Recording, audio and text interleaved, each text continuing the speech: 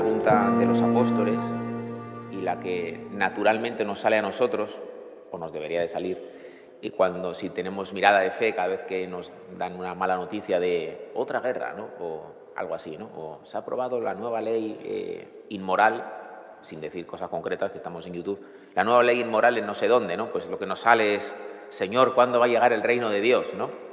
Y es lo que le dicen los fariseos a Jesús. Y él les da una respuesta que quiere corregir su idea de lo que es el reino de Dios. Y les dice que el reino de Dios ya está en medio de ellos. Porque los fariseos tenían la tentación de entender que el reino de Dios era un reino humano. O sea, era su reino, ellos, los buenos mandando, ¿no? Y ese reino de los buenos, pues lo canonizamos, ¿no?, con una corona y decimos, esto es el reino de Dios, ¿no? Y por fin los buenos reinan, ¿no?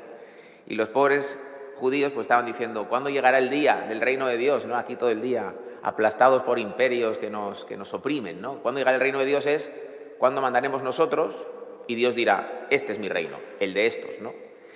Y el Señor pues les quiere corregir y les dice que el reino ya está. ¿Cómo que ya está, Señor? Si no es que las cosas no funcionan bien, ¿no?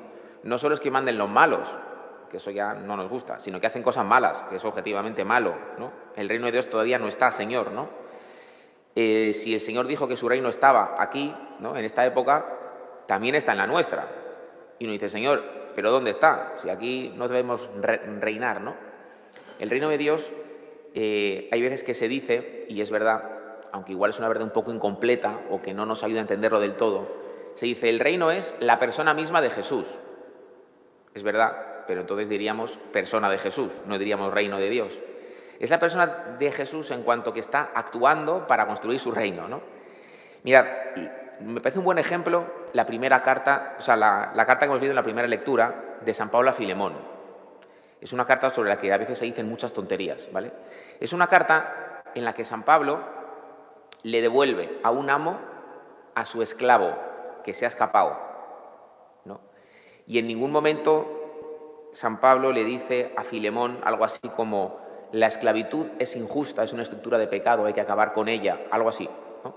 Que es lo que a ti y a mí nos saldría decirle al tal Filemón. Tiene un esclavo, se ha escapado porque le ha tratado mal, ¿vale? Si le invita a churros por la mañana no se escapa el esclavo, ¿vale? Se escapa porque le ha tratado mal. Se ha escapado en San Pablo, que es muy bueno y trata bien a la gente sencilla, ¿no? Entonces San Pablo le acoge y le dice, bueno, ahora vuelve con tu amo, ¿no? Y hay gente que dice, claro, es que San Pablo pues, estaba imbuido de la mentalidad de su época, ¿no? Y por eso pues, pensaba que la esclavitud está bien o algo así, ¿no? Y simplemente pues, intenta como poner un parche. En vez de decir la esclavitud está mal, pone un parche diciéndole que tiene que tratarle bien a su esclavo. No, está hablando de cómo funciona el reino de Dios. Si el reino de Dios fuera como quieren los judíos, ¿no?, que simplemente es un reino humano de los buenos, ¿vale? Pues sería que alguien tendría que decir, por favor, que se acabe ya con la esclavitud, y punto, y así se acaba con la esclavitud. Pero San Pablo, ¿qué es lo que hace? Pues se lo manda al otro y le dice, a ver, aunque tengo plena libertad en Cristo para indicarte lo que conviene hacer, es decir, aunque podría decirte, libera a tu esclavo, que eso es inmoral, ¿vale? O incluso, yo qué sé, podría ponerle una norma por la cual le dijera, o le liberas o les digo a todos que, yo qué sé, que te excomulguen, ¿no? Eso podría ser también, ¿no? Dice, prefiero apelar a tu caridad, prefiero apelar a la gracia de Dios que tienes en el corazón, ¿vale? Dice, y te recomiendo a mi hijo, a quien engendré en la prisión, ¿no?, al que le di a luz en la fe sobrenaturalmente, y que antes era inútil para ti. Era un esclavo inútil, por eso le zurrabas, ¿no? Y en cambio, ahora es tan útil para ti como para mí. Te lo envío como un hijo, ¿no? Y le dice, ¿no?, me harás este favor, no a la fuerza, sino con toda libertad, ¿no? Y le pide que le acoja, dice, no ya como un esclavo, sino como algo mejor, como un hermano querido, que si lo es para mí, cuánto más para ti. Fijaos, ¿esto qué significa? ¿Que es malo poner leyes justas que prohíban la esclavitud? No. ¿Significa que es malo, si alguien se dedica a la esclavitud, castigarle y meterle en la cárcel? No. No, no. O sea, si alguien se dedica por ahí a la trata de lo que sea, ¿no? Pues sí, a la cárcel, o sea, no. Pero eso no es el reino de Dios. El reino de Dios es esto. El reino de Dios es que Dios, eso puede ser un reino humano bueno, si lo uno no quita lo otro, ¿eh? Y Dios también quiere que haya reinos humanos buenos y que haya leyes justas. Pero el reino de Dios, ¿vale?, es Dios que está actuando en el corazón de las personas, ¿no? Y que nosotros creemos, esto es un acto de fe, porque a veces los sentidos nos dicen otra cosa, creemos que la fuerza de la gracia de Dios en el corazón de las personas es más fuerte que el pecado. Y creemos que aunque eso no siempre lo vemos, porque lo que ven nuestros sentidos es que el pecado es más fuerte, y tendemos a pensar que la gracia de Dios es débil, creemos que el reino de Dios vence al pecado. Y creemos que habrá un momento en el que se manifestará externamente el triunfo del reino de Dios. Es decir, creemos que llegará un momento en el que se verá en el mundo que la fuerza de la gracia es más fuerte que el pecado. Llegará un momento en el que se verá en el mundo que las personas, como dice aquí San Pablo, no a la fuerza, sino con toda libertad, amarán a Dios. No a la fuerza, sino con toda libertad, vivirán en caridad con el prójimo, ¿no? Claro, de manera imperfecta, porque en este mundo somos todos pecadores, pero se manifestará eso. Eso es lo que significa la esperanza en la manifestación del reino de Dios, en que Cristo está actuando y nosotros ya lo vemos, ¿no?